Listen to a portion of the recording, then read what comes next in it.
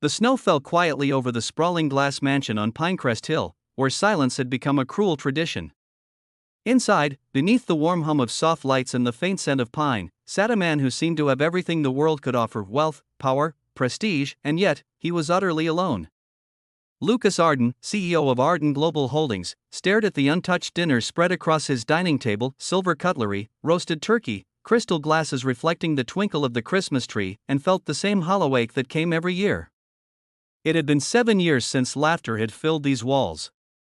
7 years since anyone had waited for him to come home. Before we go further, if you believe in kindness, second chances, and the power of unexpected miracles, please take a moment to like, comment, share, and subscribe to our channel, Kindness Journal. Your support helps us bring more true and heart-touching stories to light. Lucas had built his empire from scratch. By 38, he was one of the most respected CEOs in the country. Yet behind the success, there lingered a shadow: the tragedy that had stolen his wife, Mia, and their unborn son one snowy night.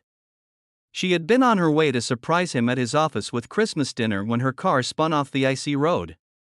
Since that day, Lucas had buried himself in work, locking away emotions and replacing warmth with routine. Christmas became the hardest day, a reminder of everything he'd lost. Every year, he would set the same table, light the same candles, and sit in silence. It was his way of feeling close to them, though he knew they would never walk through the door again.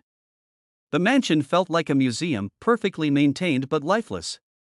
He'd given up on joy, on love, and on the idea that anything could ever fill the emptiness, but fate has its own way of breaking through walls when hearts are ready, even if they don't know it yet. That Christmas morning, the city below was alive with music, laughter, and families gathering. Lucas watched from his tall window as children dragged sleds through the snow and neighbors exchanged gifts. He envied them quietly, wondering what it felt like to belong again. By afternoon, the sky turned pale gray, and the snow began to fall heavier. Lucas decided to take a walk to clear his head. He wrapped himself in a black coat, slipped on leather gloves, and stepped into the world he rarely touched anymore. Down the hill, he saw a small cafe glowing with golden lights. Inside, people were laughing, drinking cocoa, and sharing stories. He stood outside for a moment, watching through the frosted glass.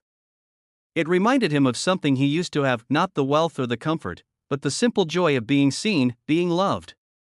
He turned away, heading back to his cold mansion, unaware that his life was about to change in the most unexpected way. As the evening darkened, a soft knock echoed through his front door.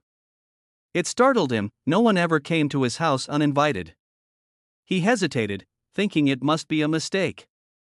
The knock came again, gentle but persistent. When he opened the door, he found a woman standing there, shivering, holding the hand of a little girl no older than 6 high. The woman said softly, her breath visible in the cold, "I'm sorry to bother you, but our car broke down just down the road. My phone's dead, and the weather's getting worse.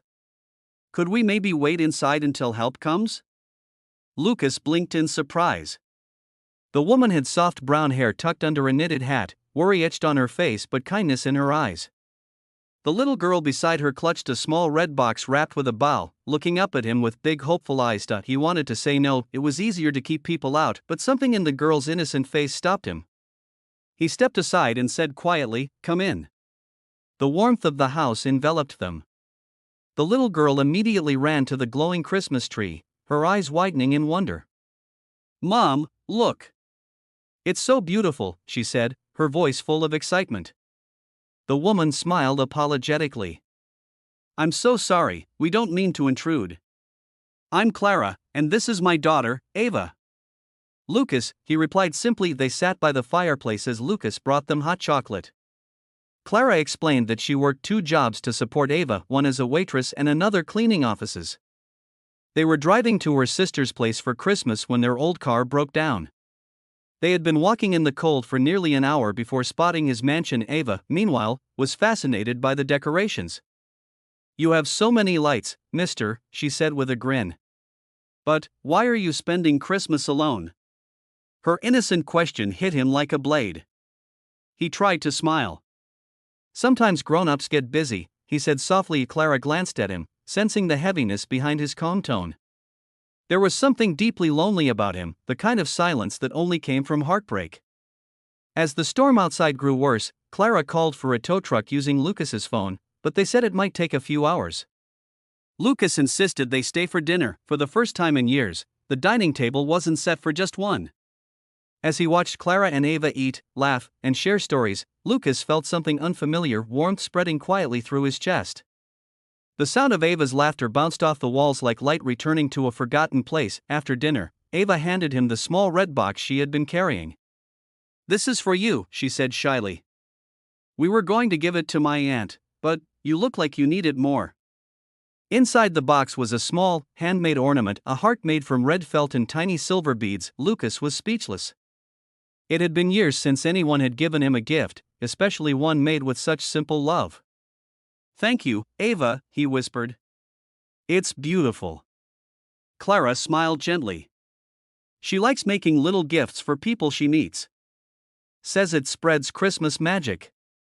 That night, as the storm raged outside, Lucas found himself sitting by the fire with Clara after Ava had fallen asleep on the couch. The glow from the flames reflected softly in her eyes. They talked about loss, about dreams, about how life had taken unexpected turns. Clara told him about how she had lost her husband in an accident when Ava was just a baby, how she had struggled but never given up. "Sometimes," she said quietly, "the hardest days remind us we're still alive." For the first time in years, Lucas opened up. He told her about Mia, about the pain, the guilt, and the emptiness that had followed. He expected pity, but Clara only nodded with quiet understanding. "Maybe," she said, "you've been keeping Christmas waiting all this time. Maybe tonight, it finally found you again." Her words stayed with him long after she fell asleep beside her daughter. He looked at the heart-shaped ornament and hung it gently on the tree. For the first time in 7 years, he smiled. By morning, the storm had cleared. The tow truck arrived, and Clara prepared to leave. Ava ran to Lucas and hugged him tightly. "Thank you for saving Christmas, Mr. Lucas," she said, her tiny arms around his waist.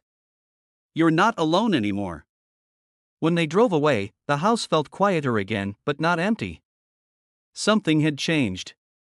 The silence no longer hurt. There was life in the air, hope in the light streaming through the windows. Over the next few weeks, Lucas couldn't stop thinking about them. He found out where Clara worked and decided to visit her cafe one morning. She was surprised to see him, and even more surprised when he handed her a small white envelope. Inside was a note that read, "For Ava's future, and for the kindness you brought back into mine." Along with it was a scholarship fund for Ava's education and a job offer for Clara to manage community outreach programs at his company. Clara was overwhelmed, but Lucas only said, "You reminded me what giving feels like. It's my turn now." Months passed, and their friendship grew into something neither expected. By the next Christmas, Pinecrest Hill no longer stood in silence. Laughter filled the air once more. The mansion that once felt like a tomb had become a home again. The Christmas tree glowed brighter, and beneath it, Ava placed a new ornament beside the red felt heart, this time shaped like a star. As they sat by the fire, Lucas looked at Clara and Ava, his heart full for the first time in years. "You two saved me," he said softly. Clara smiled. "No, Lucas. You just let Christmas back in." And as the snow began to fall again outside, Lucas realized that miracles don't always come wrapped in gold. Sometimes, they come in the form of a tired mother, a brave little girl, and a knock on a lonely man's door.